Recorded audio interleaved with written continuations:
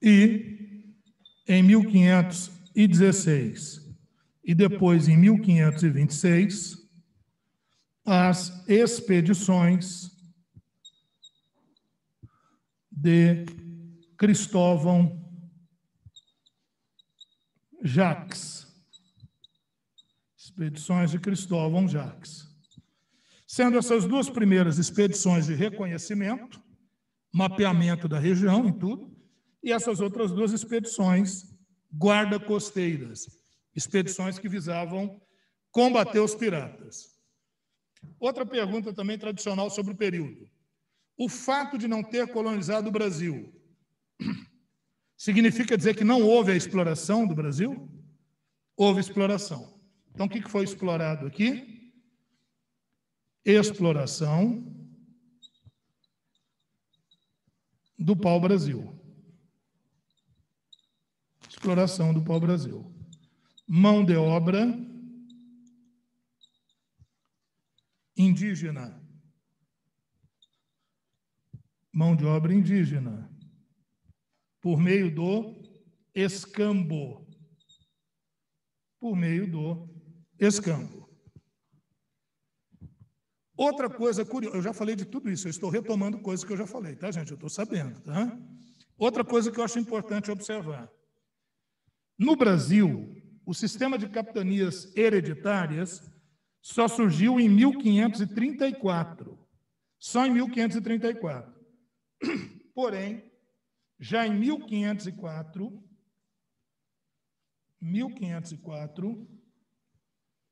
primeira capitania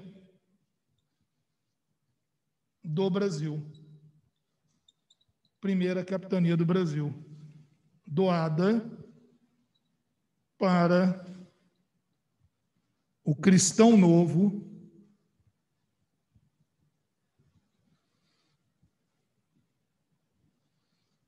Fernão de Noronha.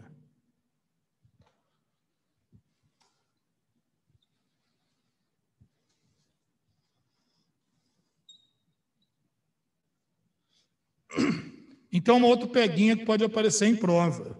Veja bem, durante o período pré-colonial, apesar do Brasil ainda não estar sendo colonizado, vai haver uma primeira concessão para a exploração do pau-brasil. A concessão ao Fernão de Noronha, cristão novo. O que é um cristão novo, pessoal? O que é um cristão novo? Cristão novo é o judeu convertido ao cristianismo. Então, lá em Portugal e em Espanha, aqueles judeus que, para fugirem às perseguições, se convertiam ao cristianismo, eram denominados cristãos novos. Então, peguem aqui, pessoal, em prova. Ó. Antes mesmo do sistema de capitania hereditária, 30 anos antes, já tinha sido concedida a primeira capitania no Brasil para o Fernão de Noronha explorar o pau-brasil.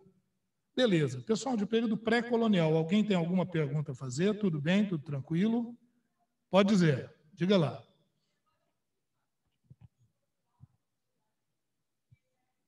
Se eu posso repetir, quando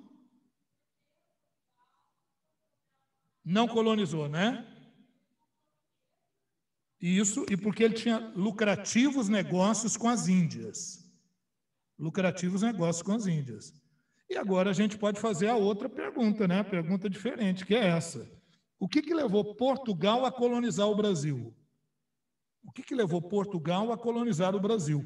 Vamos pensar o seguinte, gatilhos, né, para a sua resposta. Gatilhozinho. Você fez a pergunta, esse gatilho já tem que ser acionado.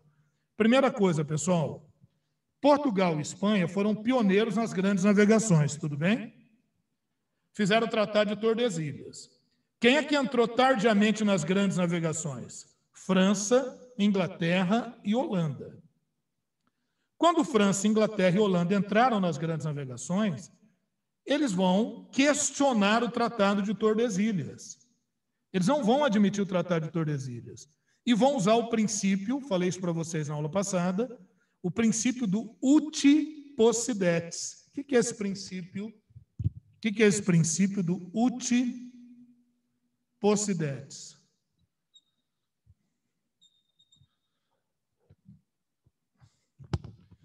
Esse princípio, pessoal, é aquele princípio que afirma que a coisa deve pertencer a quem toma posse e não necessariamente a quem descobre. Então, a coisa deve pertencer a quem possui, a quem toma posse da coisa. Por isso que o processo de expansão marítima de França, de Inglaterra e de Holanda vai se basear em quê? Atos de pirataria e invasões daquelas áreas que eram negligenciadas por Portugal e Espanha. E aí eu vou perguntar para vocês, vocês concordam comigo que Portugal estava negligenciando o Brasil, sim ou não? Né?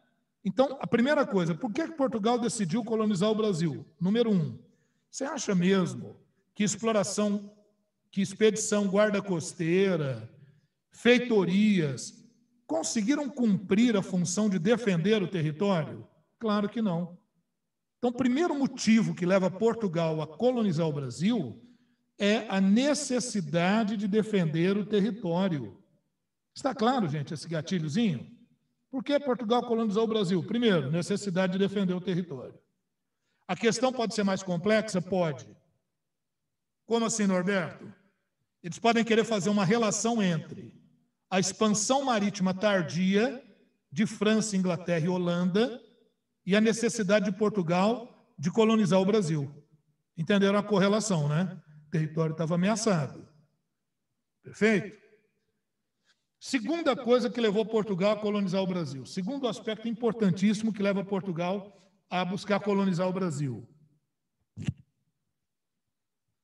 Como França, Inglaterra e Holanda partiram para as grandes navegações, esses países passaram a utilizar aquela rota em direção às Índias, que antes era exclusiva de Portugal.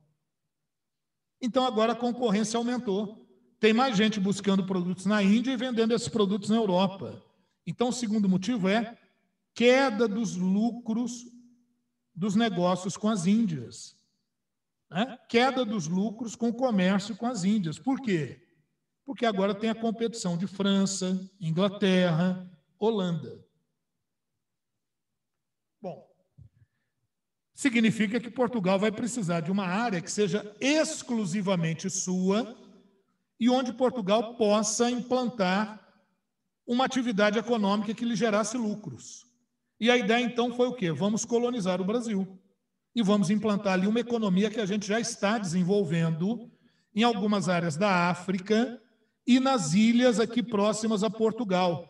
Ilhas da Madeira, ilhas de Cabo Verde, que é a plantação de cana-de-açúcar. Então, o projeto de colonização do Brasil já é um projeto no qual já traz esse elemento de implantar a economia açucareira aqui na região. O clima era bom, tinha espaço à vontade, então já vamos colonizar o Brasil e já é um projeto econômico nesse sentido. Perguntas ou eu posso avançar? Deixa eu ver se aqui alguém quer perguntar alguma coisa. Beleza. Vamos lá, então? Agora eu apago aqui, ó.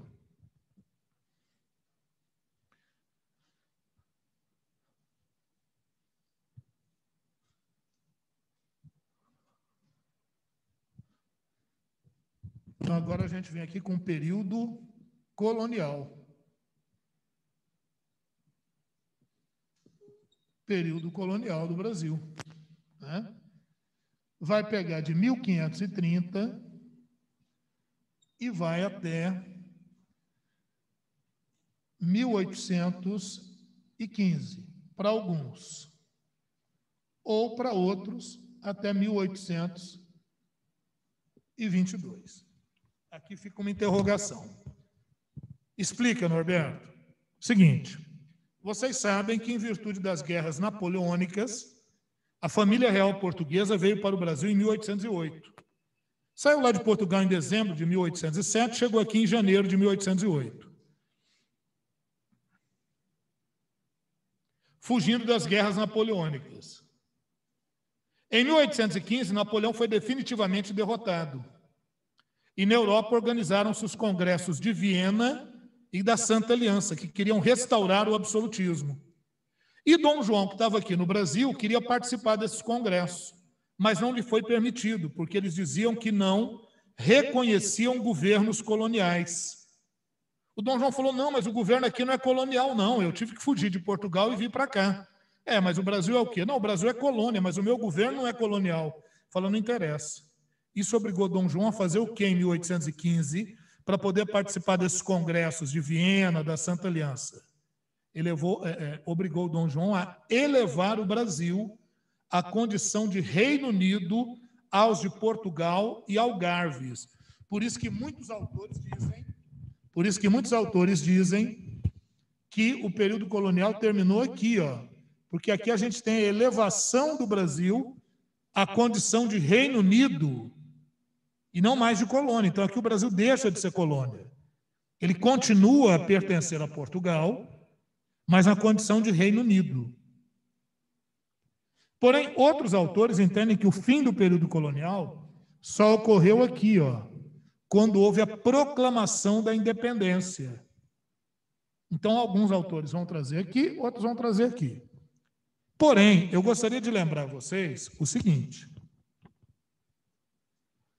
O que levou Dom Pedro a proclamar a independência do Brasil? Vocês se lembram?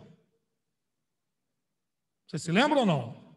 Vou refrescar a memória de vocês. Em Portugal, o parlamento português obrigou Dom João a voltar para Portugal ou ele perderia a coroa. Ou voltava para Portugal ou perderia a coroa.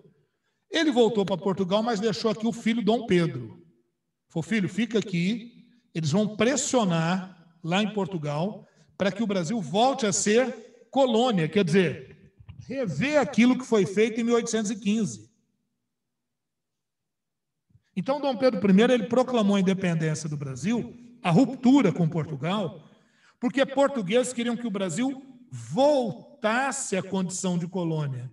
Quer dizer, que o Brasil já não era mais colônia desde 1815. Só explicando o porquê dessas duas datas e dessa interrogação. Alguma dúvida ou posso prosseguir? Pode ir? Pode mandar? Então, vamos lá. O que mais?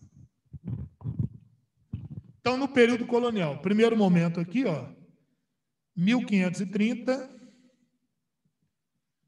expedição colonizadora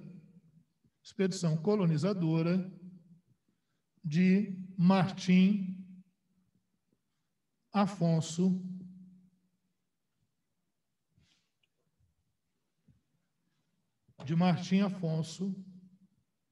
de Souza. Expedição colonizadora de Martim Afonso de Souza. 1532.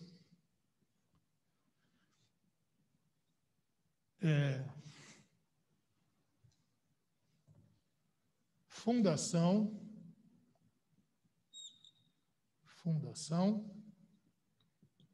da primeira vila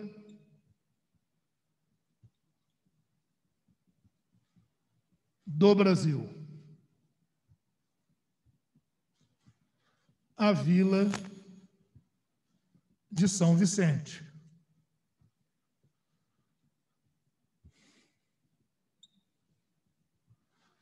Atual litoral paulista.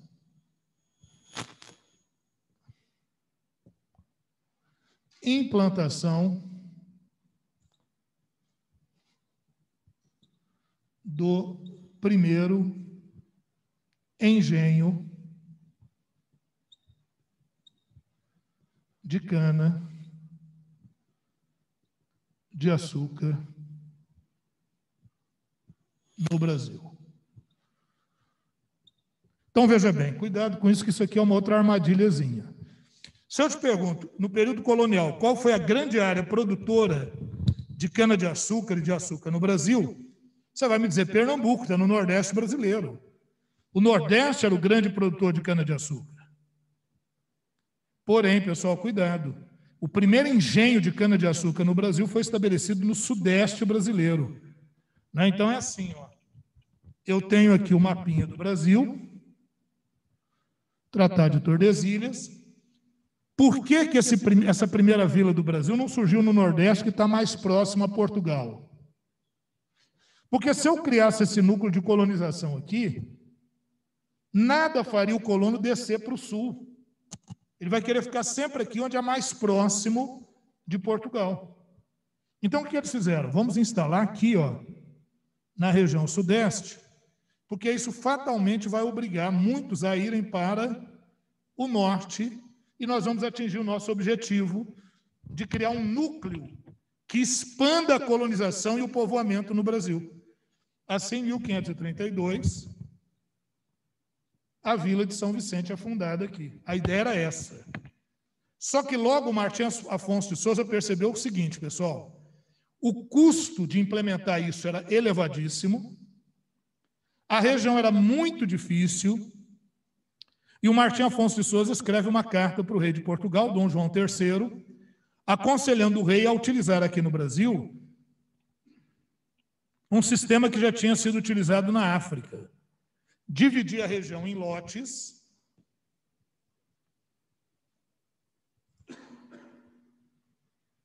imensas faixas de terra, né? 15 imensas faixas de terra, que iam do litoral até a linha imaginária de Tordesilhas,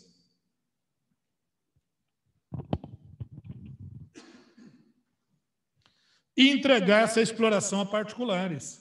Porque, como eu já disse para vocês, Portugal nunca gostou muito de colocar a mão na massa. O que Portugal preferia fazer? Entregar a exploração a terceiros, privados. Se desse certo, Portugal ganhava com a cobrança de tributos, na base de 20% sobre qualquer coisa explorada aqui. Vocês sabem que 20% corresponde a 1/5. É o quinto. Nossa, professor, eu pensei que o quinto fosse cobrado só sobre o ouro. Não, não, pessoal. Quinto é a alíquota básica de tributação de Portugal. Pau-Brasil pagava o quinto. Transporte de escravos pagava o quinto. É a alíquota, é a base de tributação, de percentual, que é 20%. Tranquilo, hein? Beleza? Então, foi assim que, observando o conselho do Martim Afonso de Souza, em 1534, nós temos o estabelecimento do sistema de capitanias hereditárias.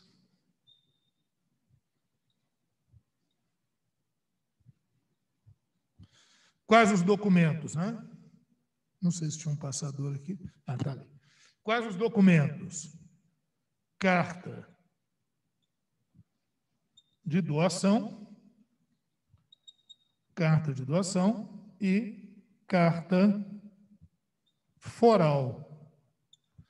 Então, a carta de doação era o documento que passava o direito vitalício e hereditário de administrar aquela área de Portugal, capitania. E a carta foral é o que estabelecia os direitos e deveres do donatário. Então, primeira coisa que eu quero dizer para vocês, quando dividiu naquelas faixas ali, que são as capitanias hereditárias, as capitanias hereditárias são propriedade de terra? Não. O que são as capitanias hereditárias? As capitanias hereditárias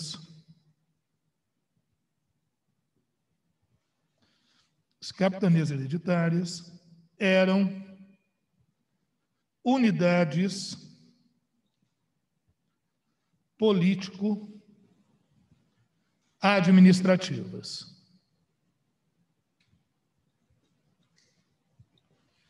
Então, veja bem, se eu te pergunto assim, quais são as unidades político-administrativas do Brasil? Quantas são elas? Sua resposta de imediato deve ser, são 27 unidades político-administrativas no Brasil, sendo 26 estados e o Distrito Federal. Então, são 26 estados e o Distrito Federal. Então, você já entendeu o que é uma capitania hereditária. Então, cuidado com isso, numa prova. O donatário não é dono da capitania hereditária. O donatário é um concessionário. Ele recebeu da coroa portuguesa o direito vitalício e hereditário de administrar uma unidade político-administrativa de Portugal. E ele tinha o direito aqui de distribuir terras ou de ter terras? Tinha. Como é que é chamada a terra? A posse da terra ou a propriedade da terra? A posse ou propriedade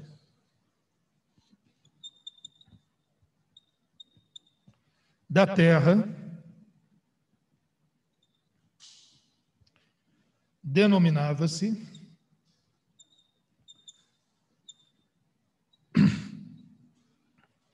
sesmaria.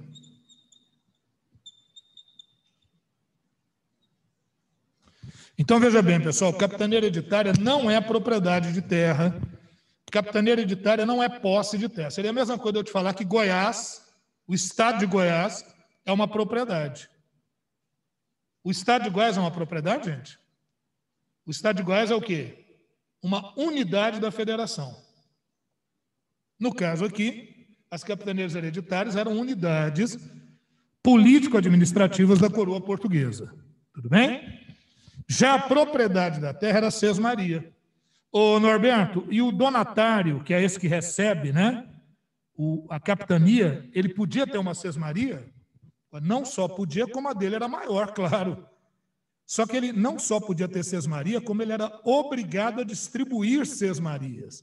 Essa era uma de suas funções, para que ele pudesse povoar a região, para que ele pudesse povoar aquela área. Dentro da capitania hereditária tem cidades?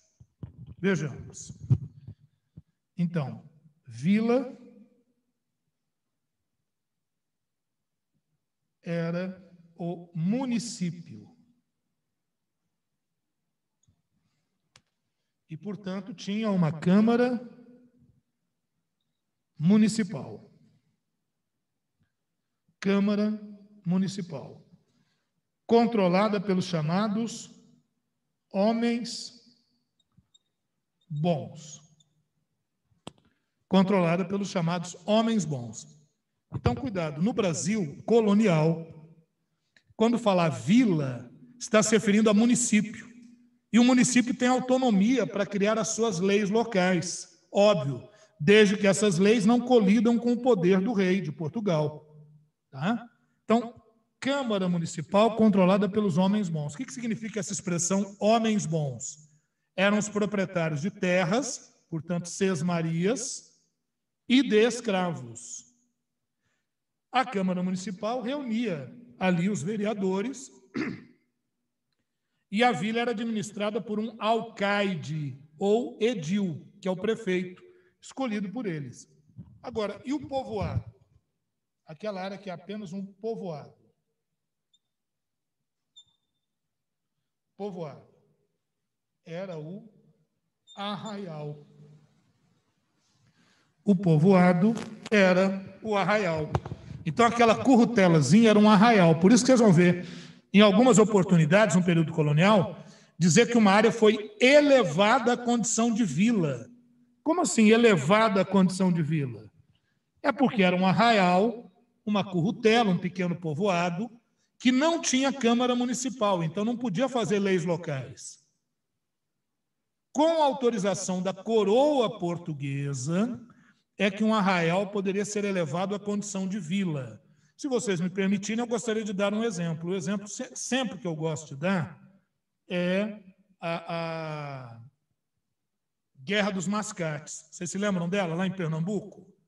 Você tinha Olinda, só vou relembrar, século XVIII, é bem para frente. 1710, você tinha Olinda, que era o grande reduto dos senhores de engenho, lá em Pernambuco. Só que após a expulsão dos holandeses do Brasil, a cana-de-açúcar entrou em declínio. Agora, durante o período açucareiro, coladinho com Olinda, surgiu um arraial, chamado Recife. Arraial. Então, Recife dependia das leis feitas por Olinda. Quando a cana-de-açúcar entrou em declínio, Recife não quis mais ficar submetida à Câmara Municipal de Olinda. Lá em Recife, a maioria era de comerciantes de origem portuguesa. Eles escreveram uma carta ao rei de Portugal pedindo que Recife fosse elevada à condição de vila.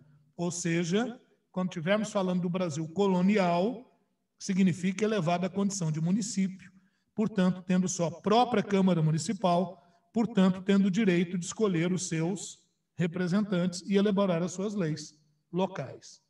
Ficou tranquilo isso aí, pessoal? Só para ver como é que era a administração. Beleza? Deixa eu ver aqui, deixa eu passar para frente um pouquinho.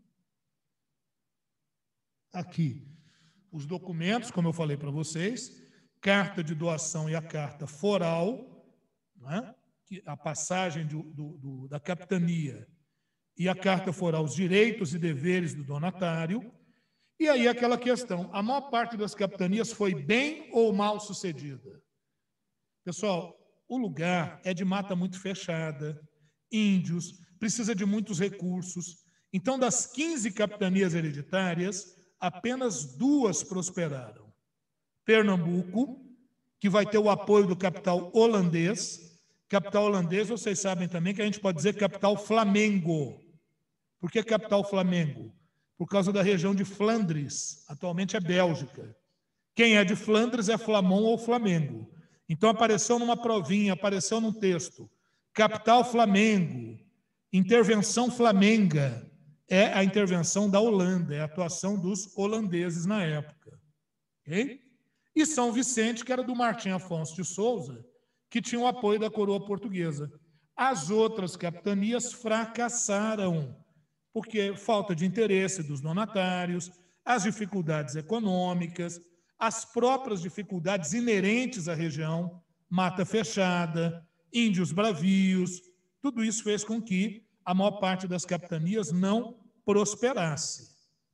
Mas, pelo menos, o projeto de fixar um povoamento no Brasil se efetivou e o projeto de implantar uma atividade econômica que é a cana-de-açúcar deu certo, funcionou.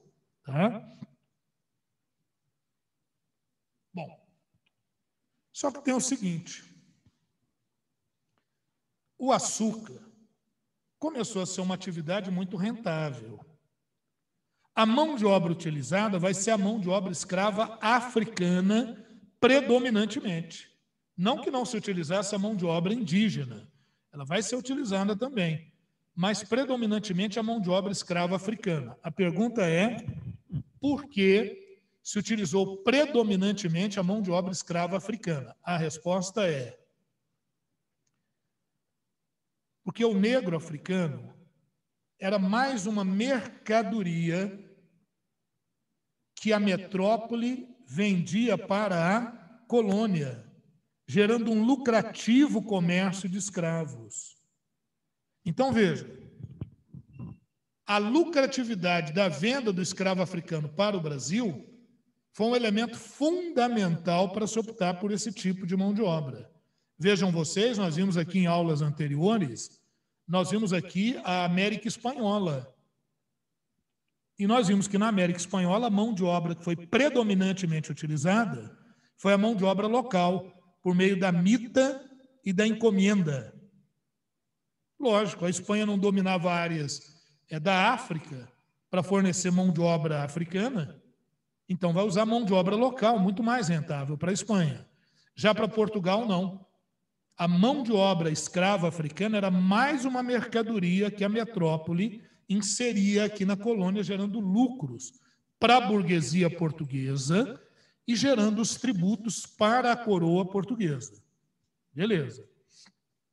Bom, como eu acabei de falar, Portugal ganhava com os tributos. Só que Portugal começou a achar que aqueles tributos não estavam chegando como deveriam, que estava havendo sonegação. O que você faz? Aumenta os fiscais? Não ia resolver muito. Então, Portugal, tendo em vista o sucesso da cana-de-açúcar, tendo em vista a sonegação fiscal, a coroa portuguesa resolveu aproximar a administração da metrópole em relação à colônia. Como é que eles vão fazer isso? Estabelecendo aqui na colônia um representante do rei, alguém nomeado diretamente pelo rei para representá-lo aqui na colônia, os governadores gerais. Então, nesse contexto, o próximo capítulo aqui, vou apagar de cá.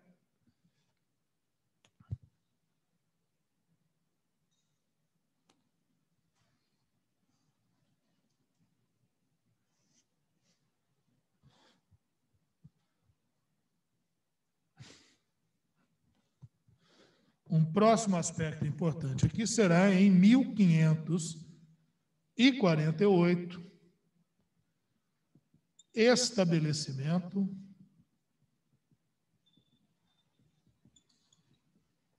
do governo geral. Pessoal, é lógico que a coroa portuguesa está estabelecendo esse governo geral com o objetivo de aproximar a fiscalização da metrópole em relação à colônia. Mas não poderia dizer isso, não é isso que a coroa vai dizer. A coroa vai dizer que está criando um sistema de governos gerais para auxiliar o colono, para aproximar a administração da metrópole em relação à colônia. A ideia será essa. Moral da história. Primeiro, o governo geral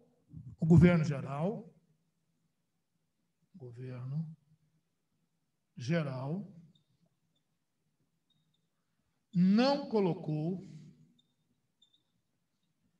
fim às capitanias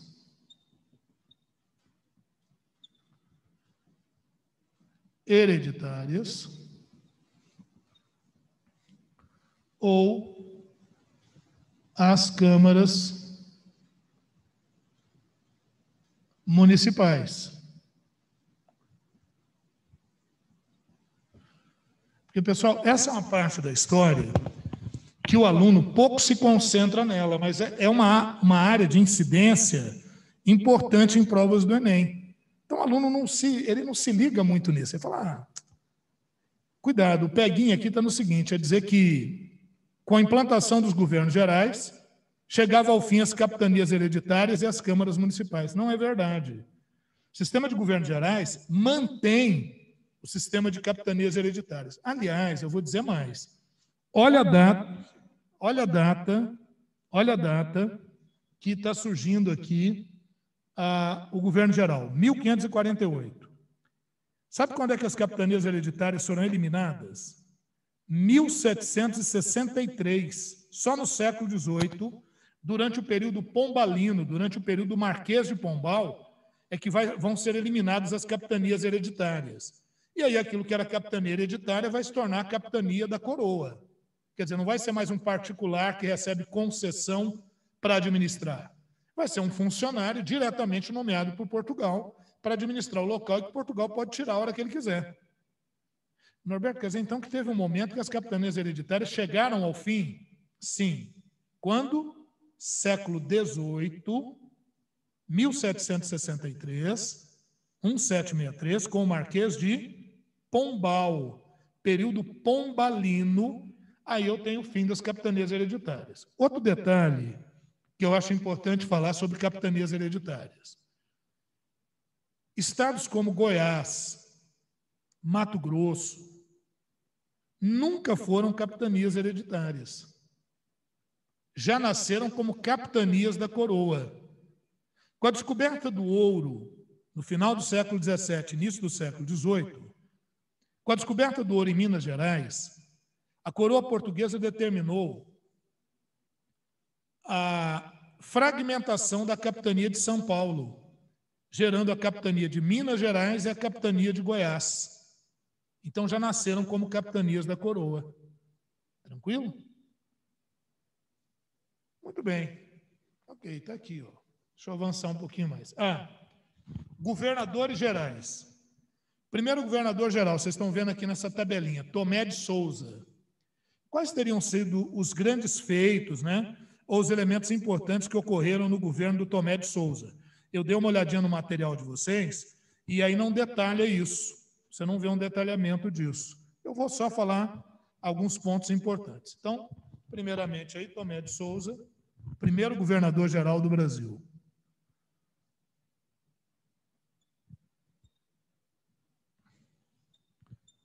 Eu não sei se vocês estavam concentrados no que eu estava falando, mas eu vou perguntar o seguinte: qual é a função do governador-geral? Foi criado o governador-geral. Qual que é a função dele? Ser o representante do rei aqui na colônia. Você conseguiria dar para mim um outro nome para governador-geral?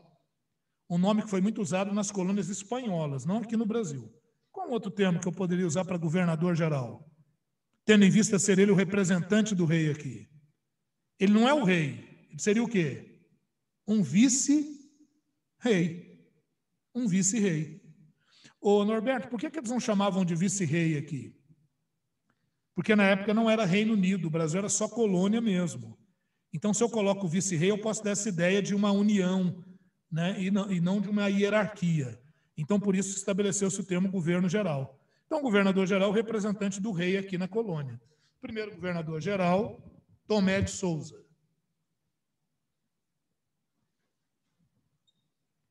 Qual que é a data dele aí, pessoal? 1549 a 1553? É isso? Acho que é, né? Isso aí. 1549 a 1553. Momentos importantes aqui. Trouxe gado bovino, jesuítas e artistas. Você não tinha isso aqui no Brasil muito, não. Jesuíta você não tinha, artista você não tinha, gado bovino você não tinha. As primeiras cabeças de gado chegam no Nordeste brasileiro. Não para fazer criação de gado, não.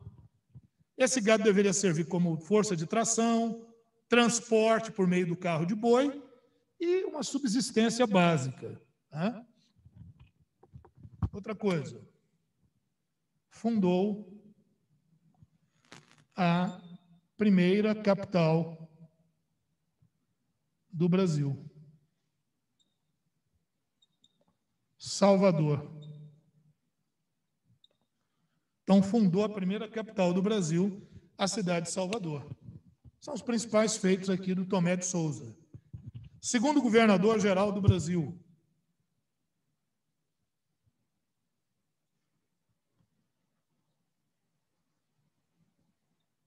Segundo governador-geral, Duarte da Costa. Duarte da Costa. Não confundir com Duarte Coelho. Duarte Coelho, que era o donatário de Pernambuco, um dos homens mais poderosos do Brasil à época. Tanto é que a capital era para ser em Pernambuco, mas ele se recusou a receber o governador-geral, o Tomé de Souza. E aí, para evitar problema, o Tomé de Souza foi para a Bahia e fundou ali Salvador. Então, Duarte Coelho era um cara fortíssimo, donatário de Pernambuco. Aqui não é Duarte da Costa. O seu governo foi de 1553 a 1558, 57, 58, 1558. Pessoal, o governo Duarte da Costa foi desastroso, tá? Desastroso. Então, nós tivemos aqui conflito entre o governador e o bispo Dom Pero Sardinha. Era o bispo do Brasil. E tivemos a invasão dos franceses huguenotes. O que é huguenote, pessoal? Calvinista francês. Ao Rio de Janeiro.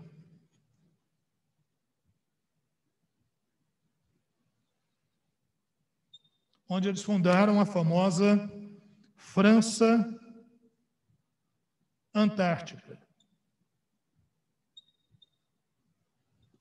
França Antártica. Então, o governo Duarte da Costa foi um desastre. Ele tinha um filho chamado Álvaro da Costa, arruaceiro, arrumava encrenca com todo mundo, o pai dele era o governador-geral, massacrava índios, enfim. E o bispo Dom Pero Fernandes Sardinha foi chamar a atenção dele. Ah, para quê? Ele arrumou briga com o bispo. Aí o bispo foi querer tirar satisfações com o pai dele, foi reclamar com o pai. O pai chamou, foi a atenção do bispo. O bispo falou, peraí. Pegou um navio para ir até Portugal reclamar diretamente com o rei. Só que o navio dele naufragou, passado algum tempo que ele tinha já saído da costa, o navio naufragou. Mas o Pero Sardinha, o Pero Fernandes Sardinha, o bispo, era bom de nado. Ele conseguiu nadar até a costa. Só que quando ele chegou na costa, ele foi capturado pelos índios aimorés. E esses índios eram canibais. Ele foi comido pelos índios. Então, tudo isso pegou muito mal para o governo do Duarte da Costa.